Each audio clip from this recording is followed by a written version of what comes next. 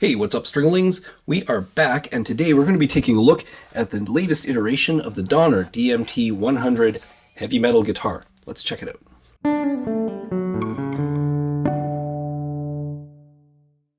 Some time ago, I introduced this guitar. This is the Donner DMT-100. In its original iteration, it only came in matte black and matte white. I was lucky enough to get the white one. It's the only white guitar I own, and I think it's pretty cool. The neck is finished in the same matte paint. It has this laurel fretboard. Looks like rosewood, plays like rosewood, and I actually really like this guitar. Donner sent this over, so they've come up with a couple of new colorways for the DMT-100. One is this really cool silver and black burst. You can see it. And the other is an actual purple and white burst. I'll put the image up so you can see. Excuse me. And there isn't a substantial amount of difference between these two instruments in terms of their playability and overall design, other than the finishes. But one of the things that I did notice is this neck is a clear maple, and this is a painted neck. I don't know if that's in response to people saying anything about the painted necks. I don't usually like painted necks. This one is nice because it is a matte finish. It's not very sticky. And this is actually a nice clear maple. It's not overly like high gloss or anything. So it feels a little bit more like an oiled neck, which would be generally my preference. But yeah, other than that, let me tell you a little bit about the instrument just to refresh your memory. And we're going to concentrate on this one from today. The specs are mostly the same between the two of them, other than the finishes, as I said. Now, on the original, sorry, bang my microphone. On the original, when I unboxed it, the neck was actually quite badly bent backwards, and I had to do a lot of setup and to get the neck straightened out. Of course, the frets were not just sharp on the ends, but they were actually rough. I had to polish the frets and then do the full setup on it. With this one, it was kind of the opposite problem. The neck was bowed, so they didn't put a lot of effort into the front end of the setup. However, the fret job on this one is much better than it was on the original, which, I really appreciate because it just makes my life that much easier. I did do a setup on it just because of that, because I needed to make it playable. So be aware, if you're a beginner and you are purchasing this instrument, it's a very good deal. Right now, I'm looking at on Amazon.com, it's out of stock. I'll just see if they have the other one in stock. No. Typically they hover around, I'm going to say around the $230 mark. But they're all out of stock on Amazon right now, so I am going to put the Amazon link as well as my affiliate link directly to Donner, so you can check them out if they're in stock again. That would be great.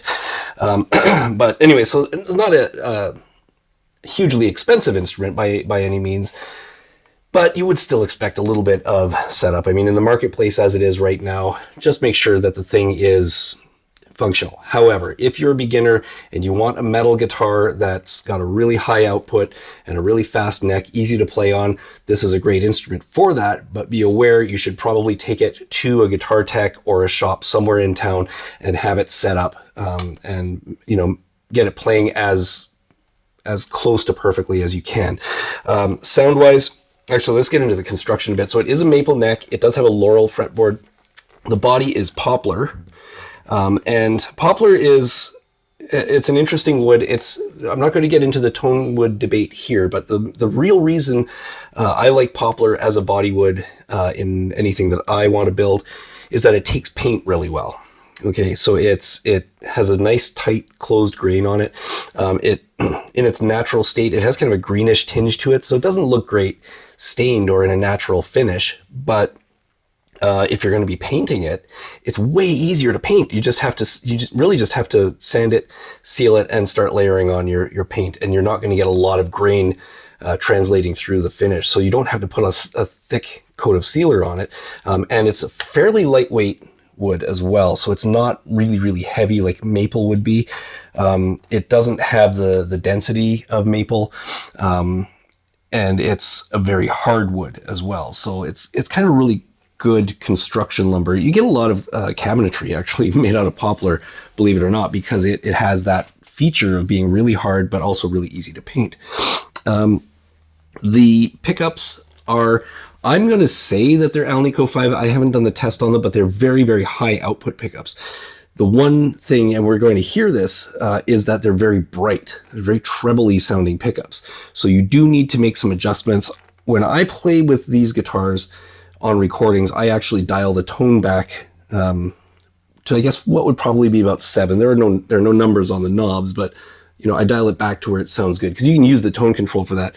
The cure for that would be a 500K pot, as opposed to, I think these are the much smaller. They're not 250. I think they're even smaller potentiometers in there. So they're a little bit on the bright side, and I think the cure for that is fairly easily just swapping out those pots. But the temporary cure for you, if you're not wanting to put in any additional kind of modifications, is just to use the tone control. That's what it's there for. Then you don't have to necessarily reset your entire rig just to match the EQ of the guitar. We're going to plug this in. I have this strung up now with Ernie Ball super slinky, so 9-gauge cobalt strings. So this is also a high output string. So this is really set up just to be a screamer. Yeah, so I've got that set up with these, and I'm going to be running through a few different amps just to test it out and show you some of the possible sounds that you can get out of this thing. So let's give it a shot. Okay, so now we are set up, we're ready to go. Guitar is more or less in tune. And I'm going through the Neural DSP SLO-100. So this is their version of the Soldano SLO-100. It's on the clean channel. It's got a little bit of grit to it. I've got everything on the guitar turned all the way up as well. So you'll hear maybe a little bit of string buzz. I do still have some neck work left to do on it, but here we're interested in the tone and whether it's, a playable guitar. And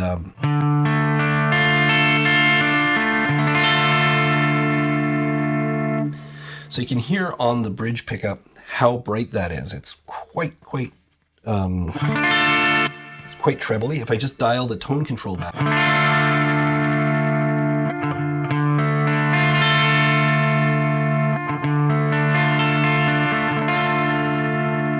see, we can tame that a little bit. On the neck pickup, it's nice and warm.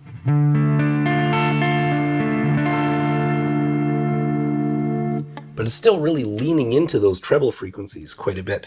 I really think that swapping out the pots would go a long way to making that a little bit more flavorful, instead of doing a lot of work with the EQ on the amp. Now, just so you can hear, this is both pickups together. It has a tiny bit of quackiness to it, which makes me think that there's some phasing that they built into the pickups as well. You can hear it's nice and quiet, though. I don't have any noise gate on this, so it's nice and quiet. As a clean instrument, it does some pretty cool rock things.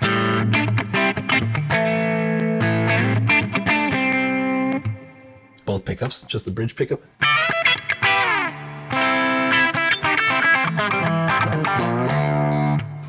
I should have mentioned I did set this one up to drop D.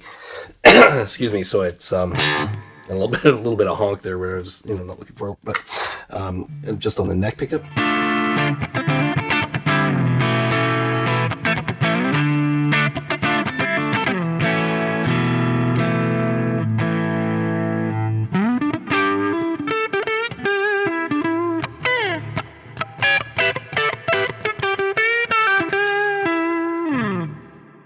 So the bridge style here, it is a hardtail bridge, and you can see, yes, I'm going wireless today, and you can see it goes through. Now, when I was setting this one up, every single one of these string ferrules fell out.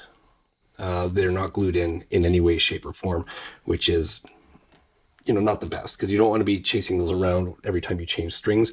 So I would suggest a little dab of I don't know, CA glue or something, like just a dab, just to hold them in place, because they're not fitted. The hole's a little bit bigger than the ferrules, so it was a bit of a thing to kind of get those picked up. But anyway, I'm going to switch over to something a little bit more in line with, I think, what you're going to be looking for when playing this guitar. I'm going to go to the Ampcraft 1992 from Kazrog. And this is basically a 5150, and I have it on a setting that's using the, what's it called? The precision drive. As the overdrive in front, and this one does have some noise gate on it, just so we get that really punchy kind of chunk at the end, right? That's what these pickups sound like when they're come flat out. Now, where's that spring? It's up there. Excuse me. In the package with this guitar, you also get a strap, a cable, extra strings, and a string mute, which I didn't put on this guitar for some reason. I don't know why I didn't put it on, but you can actually use that to mute those, and you can use it to mute, obviously, the first fret like you would typically do. Both versions of the DMT-100 include all of that stuff in the package. It's way on the other side of the room, so I'm not going to put it on right now, but you're just going to get through some riffs here and hear what this thing sounds like through a 5150 style amp.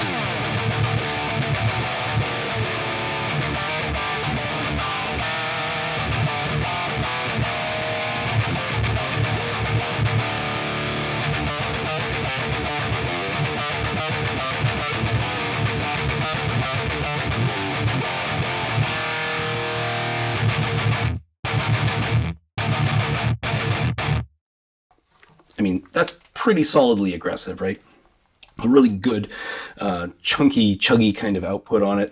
I might even use this to test some metal-oriented hardware in a little bit. But yeah, it sounds really great. I'm going to switch over to an even heavier amp. Yes, heavier than a 5150 hot-rodded with a precision drive. So this is the Omega Ampworks Granifier, and it's on the bulldozer setting. So those of you who like a little bit heavier kind of stoner or death metal type kind of bottom end, it's got a great sound. I really want to get in here and swap out these pots and see if I can get that high end tamed a little bit on the guitar side. So I can go between this and my Raven's Wing back here, which has got the bare knuckles on it. So we don't have to do that much changing to the actual things that are happening on the amp, because the neck on this guitar is super fast. It's a super fast neck.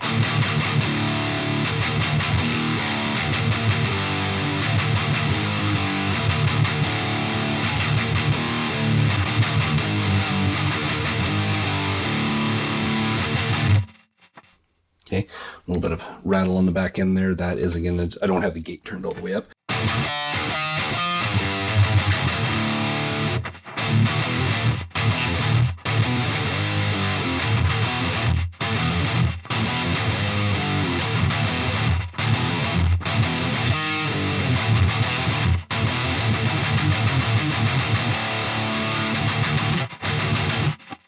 And that's just, I mean, it's a good high output pickup. It's just really raunchy, right?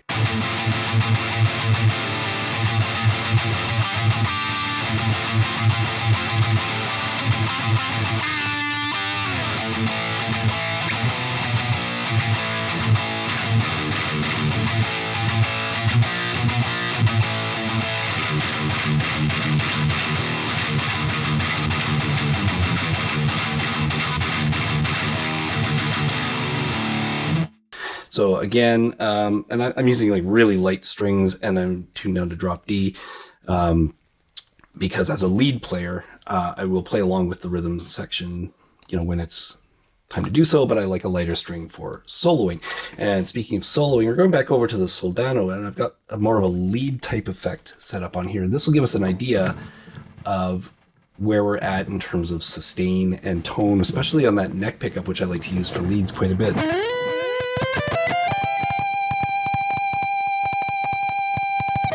So that sound you're hearing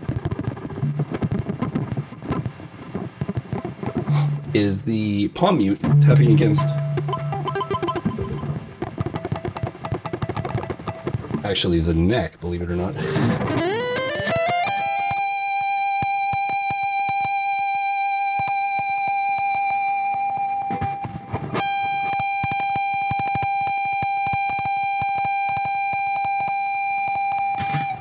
some extraneous noises happening there.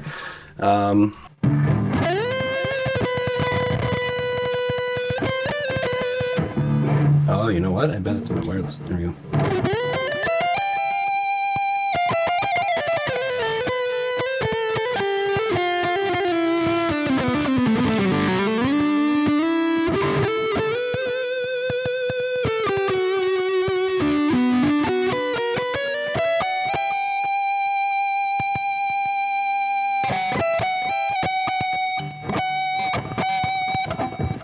Yeah, interesting. Back to the bridge pickup for the leads.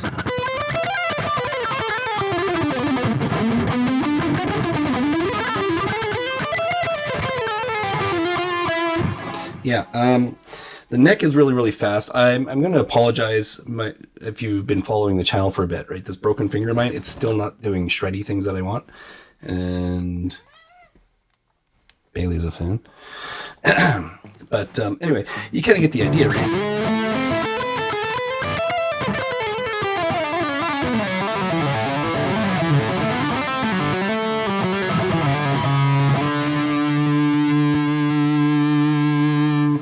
Like that one? Okay, so that is a breakdown on the latest iteration of the Donner DMT-100. I'm going to go ahead and, make all of my excuses. I have a cold, I'm being interrupted by a cat, my finger's all messed up, whatever. That's just in terms of the playing. But let's talk about the guitar itself. I do really like these guitars. I think they have a lot of potential. I think you're going to run into some trouble if you're a new player and you're just taking it out of the box. You are going to have some problems with it just because it needs a lot more setup than you might be prepared to do. If you're a more experienced player, these make really great backups. I have them both in my studio. I'm actually considering doing heavier strings and deeper tunings with them for the metal application. But as I said, the pickups sound fine. They're just very, very bright. They're very, very bright. And I think the solution is going to be switching to the 500K pots, just to add a little bit more filtering on that end. And if that doesn't tame them, then new pickups would be in order. Nothing wrong with the nut, nothing wrong with the bridge. The fretboard, like I said, it's very fast. I believe it's actually a 14-inch radius on here. It doesn't say. When I look at the specs, it says Indian laurel fretboard, solid poplar body, C-shaped maple neck, with 24 copper nickel frets. And it says makes it easier to play the frets higher than the 22 frets, making it ideal for rock and roll. So I like the offset dots. I think the whole thing has a real metal vibe to it. And I think if you, I've had a couple of pros come in to the shop with these for setups and restrings and whatnot, and they seem to really like them. They're great backup guitars to have on stage. They're also really nice sort of primary guitars. Again, everything on this is fast, it's loud, it's built for metal. Don't go into this thinking like you're going to have a really versatile classic rock instrument. It doesn't sound that great with the crunch tones as we heard. It's very bright and kind of phasey and sparky. So I might not go in that direction. But for metal, for shred, really solid, decent instruments. And for the price, you really can't go wrong. So pick one up, put in a little bit of work. And again, my links are down below. Yeah, and that's it for today. So if you like this review, make sure that you leave a comment, hit like and subscribe to the channel. Actually, most of my viewers are not subscribers these days, which is an interesting phenomenon. But I would love to have you on board as a subscriber, and I would love to have you on board as a subscriber to my newsletter. So there's over 5,000 people reading that on a roughly a weekly basis, where I just kind of wax philosophical and sometimes controversial on things related to guitar and guitar shopness. Yeah, and it's just a good time. Doesn't cost anything, and you get updates on any new contests or giveaways, either from me or from some of my friends, new insights, new reviews, and that kind of thing. So make sure you check that out, and I will see you guys again really soon.